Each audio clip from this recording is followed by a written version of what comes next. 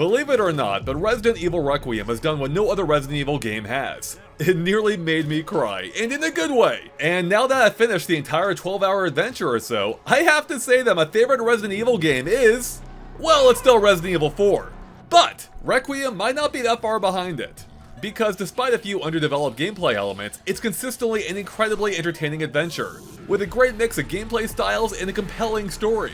Not only did I grow to love the characters by the end, especially series newcomer Grace Ashcroft, but I loved how Requiem incorporated her gameplay alongside Leon's, where you'll find yourself swapping back and forth between the two whenever they cross paths over the course of the story. Leon's half, perhaps predictably, is much more action-focused, a la the more modern Resident Evils, with more enemies, more guns, and an overall faster pace across larger environments.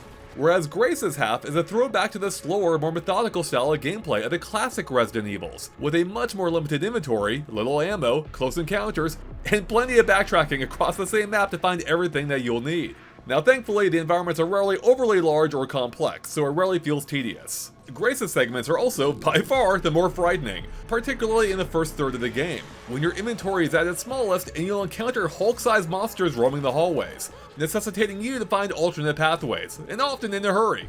Unfortunately, Grace's movement is notably slower than Leon's, which adds to the near omnipresent sense of dread.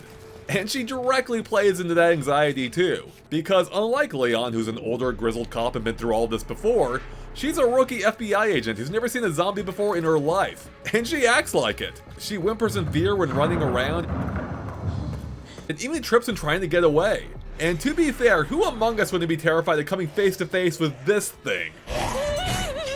Her reactions ground her in a way that few Resident Evil protagonists are, and it makes you feel more scared as a result too. Now by default, Grace's segments take place in the first-person perspective, which certainly ratchets up the horror by making close encounters feel even closer. But you are able to fully swap to a third-person perspective via the menu too.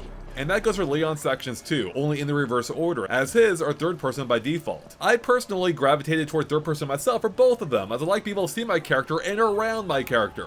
But I can attest that first person is definitely the spookier of the two based on my testing. But you do lose out to seeing Grace's amazing reactions to everything happening around her, and I do think that's a big loss. Either way, I do wish you could just tap a button to switch camera perspectives, as going into the menu is just enough friction to ensure that I rarely changed it. Now while Grace is often supply constrained, Leon's segments, on the other hand, are pretty plentiful when it comes to guns and ammo, owing to the faster paced action focus and much greater enemy density. Zombies are more aggressive than ever and can attack in a few surprising ways, including with some impressively long-ranged attacks. Although, one of my favorite additions is how you can now use your dropped weapons against them.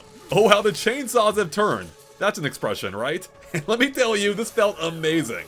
But even with the chainsaw, encounters can be tense, although it never quite reaches Resident Evil 4 levels, at least for me, and I rarely found myself running too low on ammo outside of a few instances. Now, although both characters have access to a crafting system a la Resident Evil 4 remakes, only Grace has the ability to collect blood from downed victims, which I have to say makes taking out zombies feel especially rewarding, whereas Leon automatically gets awarded combat points for every kill that he makes, which he can then cash into these weapon crates to purchase guns, ammo, or weapon upgrades a la the merchant in Resident Evil 4. It's functional, but I did find myself missing the sultry voice of, "Got something that might interest you." Yeah. Speaking of Resident Evil 4, although Requiem is similarly broken up into 3 distinct areas, none of them feature the diversity that Resident Evil 4 did within each one. Now for the most part it works fine for this game's more grounded approach, as I was certainly never bored, but I did find that at least the Raccoon City portion of the game suffered a bit for it, as the entire region shares the same drab brown look, which I guess makes sense given what happened there, but it all does feel rather samey, even if it's still a good time throughout. And that kinda goes for a lot of the boss fights too. Now to be fair, they are more diverse, but outside of a small handful, I struggle to even remember the rest of the 6 or 7 to be found here, as some of them are either very brief or not especially memorable. Though there were a couple that really stood out, including an interesting one involving Grace's ability to turn the lights on or off, which can drive at least one boss away, and eventually culminates in a set piece that might be among the creepiest in the entire game, and I thoroughly enjoyed it. Although I did find myself wishing that the game had explored the mechanic even further, because it's completely forgotten about it after the first few hours. Similarly, there's a few other game design choices here that I wouldn't necessarily say feel underbaked, but perhaps aren't as deeply explored as they could have been, such as how the game teased a more agile Leon early on and how he can jump onto cars for cover. But that never pops up again, despite him being in a city for a big chunk of the game. Then there's how Grace has the ability to prevent corpses from being reanimated, though I rarely felt compelled to do so. There's also a companion character at points that affects the gameplay in an interesting way, though it too feels like it was just barely touched upon.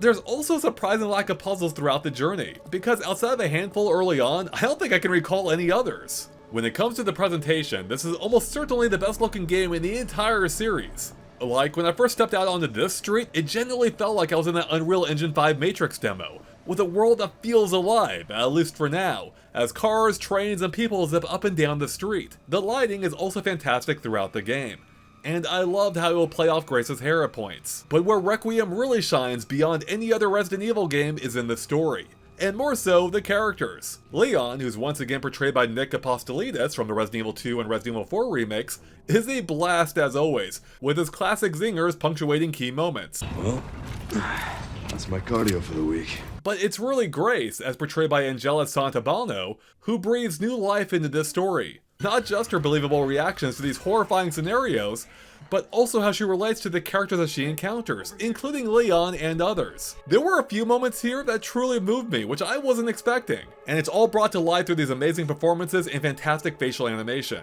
You almost forget that these aren't real people.